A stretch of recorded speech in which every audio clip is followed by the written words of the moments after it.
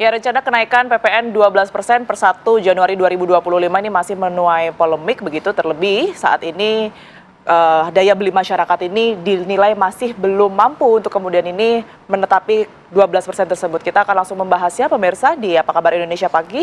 Di studio sudah hadir Muhammad Khalid, anggota Komisi 11 DPR Republik Indonesia. Mas Khalid, Assalamualaikum. Waalaikumsalam, selamat pagi. Alhamdulillah. Alhamdulillah. Kemudian juga sudah tersambung via Zoom. Ini pakar kebijakan publik Mas Agus Pambagio. Selamat pagi Mas Agus. Assalamualaikum Mas Agus. Pagi Tiara. Baik, sudah sambung ya. Pagi. Baik, saya ke Mas Khalid terlebih dahulu. Ya. Rapat sudah diselenggarakan bersama dengan Menkyu, begitu ya, dari DPR sendiri. Ini suaranya seperti apa? Kemudian juga mungkin fraksi-fraksi yang menyetujui untuk kenaikan PPN 12% ini, berapa banyak sebenarnya, Mas Khalid? Jadi begini, saat kami di Komisi 11 melakukan rapat kerja dengan Menteri Keuangan, saya sendiri sebagai anggota Komisi 11, mengangkat isu ini, ya, mengangkat isu terkait rencana kenaikan PPN 12%.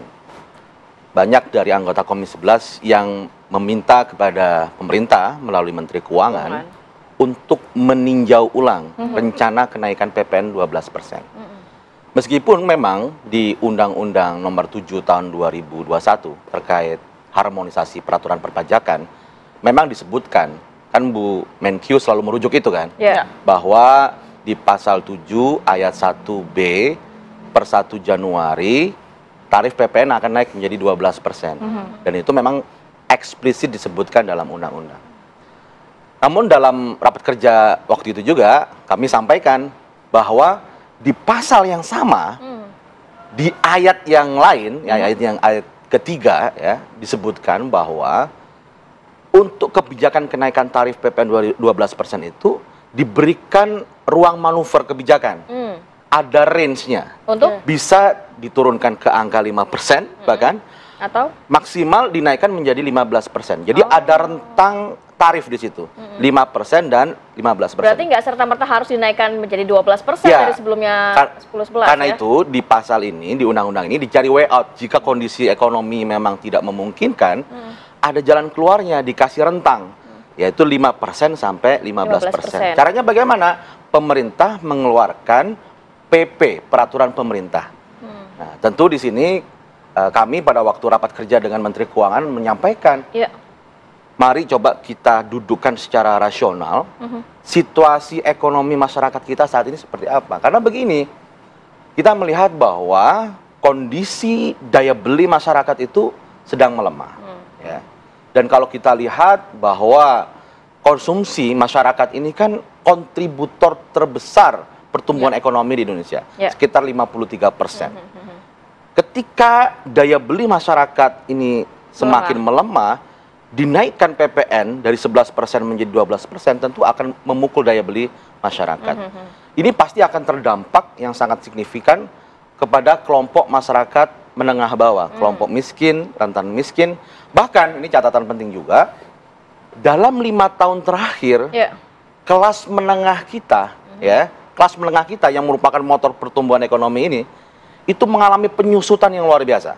Ya, ada sekitar 9,48 juta kelas menengah dari 2019 sampai turun 2024 itu datanya. Statusnya turun dari kelas menengah menjadi calon kelas menengah. Artinya situasinya turun kelas nih. Ya. Nanti kalau PPN naik bisa jadi yang turun tadi kelas menengah turun lagi menjadi rentan miskin. Ya, rentan miskin, dan itu yang kita khawatirkan. Mas Solid, tapi sudahkah berbicara juga kan dengan perwakilan pemerintah, Kementerian Keuangan, apa alasan mereka sehingga kok di tahun 2025 memilih untuk tetap memberlakukan kebijakan PPN 12%, sedangkan di 2021 saat kebijakan itu harus tidak diberlakukan karena memang kondisi ekonomi tidak memungkinkan. Apakah karena memang penerimaan seret atau bingung begitu mendapatkan penerimaan dari mana? Iya, kalau kami membaca ya dalam rapat kerja kemarin menunjukkan bahwa kalau Menteri Keuangan selalu sampaikan ini amanat undang-undang. Karena amanat undang-undang mengamanatkan per 1 Januari ada kenaikan tarif PPN. Di samping itu memang tantangan yang dihadapi oleh pemerintah baru, ada banyak begitu program yang harus direalisasikan. Tentu ya kalau banyak keinginan, banyak program, harus banyak penerimaan juga harus naik gitu. Dan memang kalau memang secara sederhana, bagaimana cara menaikkan penerimaan? Ya naikkan tarif pajak. Tarif PPN tadi itu. Paling mudahnya itu ya? Paling mudahnya itu. Sehingga kami di DPR RI meminta jangan mencari jalan pintasnya saja dengan menaikkan tarif gitu ya. Walaupun di amanat ada di undang-undang, tapi kan ada way out-nya tadi yang saya jelaskan.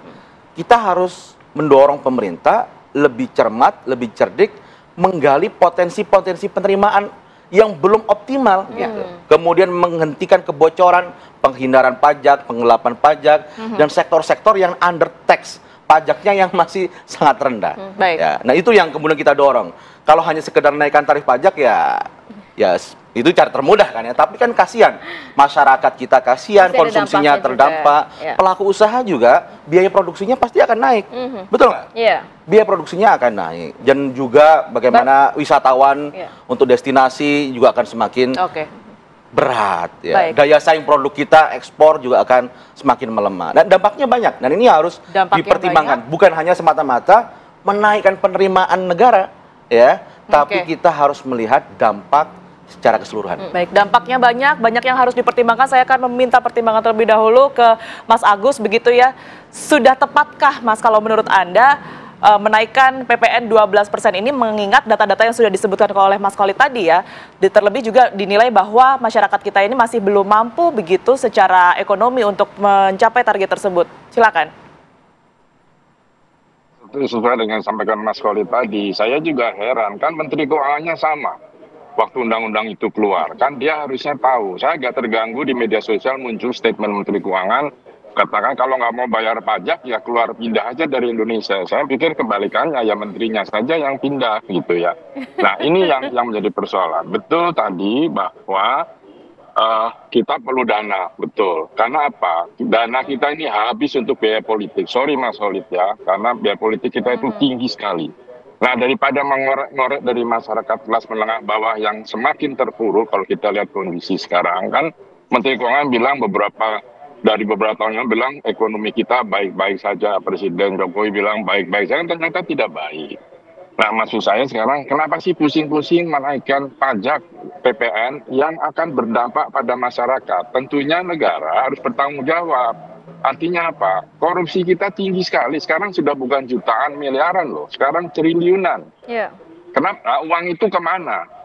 Ya kan? Jadi berantas saja korupsi, pasti pendapatan negara naik. Itu sudah pasti. Nah sekarang karena tidak berani melakukan itu, penegak hukum tidak berani melakukan itu, yang dikuyok-kuyok itu masyarakat. Ini sudah terganggu. Saya ngukurnya mudah kok. Saya bukan ekonom. Saya mengukur mudah bahwa permintaan bantuan kepada saya secara pribadi itu meningkat drastis dibandingkan tahun lalu. Artinya apa? Kawan-kawan ini sudah sulit hidupnya. Mereka menganggap saya masih sering muncul di TV, mungkin honornya besar, padahal honornya buat naik Gojek aja gitu ya.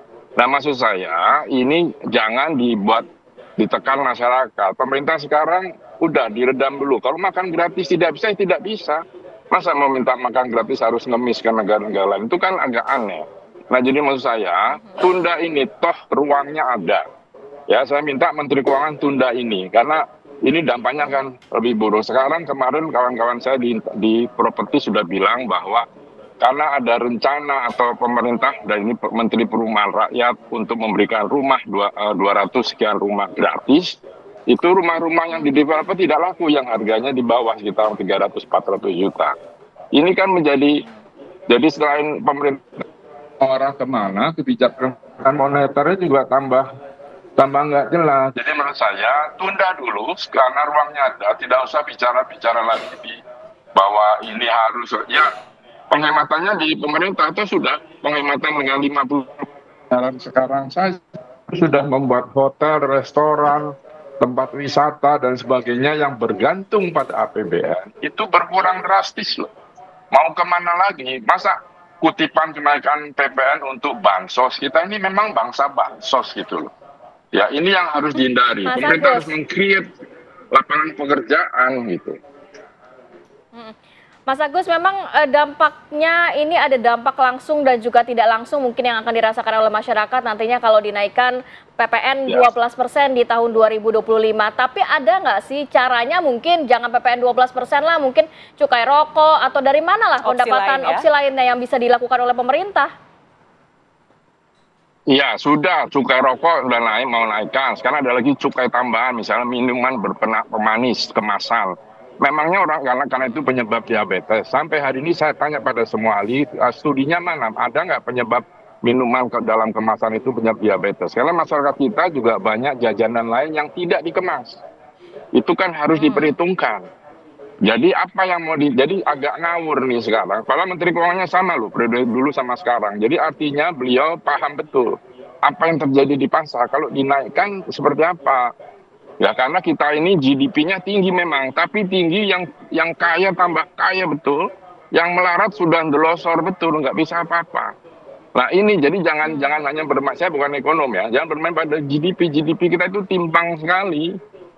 Nah ini yang harus diperhatikan, sudahlah, pikirkan Menteri Tenaga Kerja itu bagaimana Menteri Perindustrian, Menteri Perdagangan untuk memikirkan apa dalam 100 hari sekarang ini, apa yang jangan hanya mungut-mungut dari masyarakat. Kalau mau tax amnesty lagi. Jadi semua pengusaha-pengusaha besar itu saya yakin masih ada yang diumpetin. Ya kan? Terus sisa korupsi kan sekarang tidak masuk bank lagi, takut PPATK. Masuknya di rumah, di gudang lah, di dalam tembok lah, di mana-mana. Kalau di safety box bisa ketahuan juga. Nah, hal semacam ini yang harus diurus. Baik, kita masih akan membahas ini tentunya, tapi kita harus jeda terlebih dahulu. Pemirsa, Apa Kabar Indonesia Pagi akan kembali untuk Anda sesaat lagi.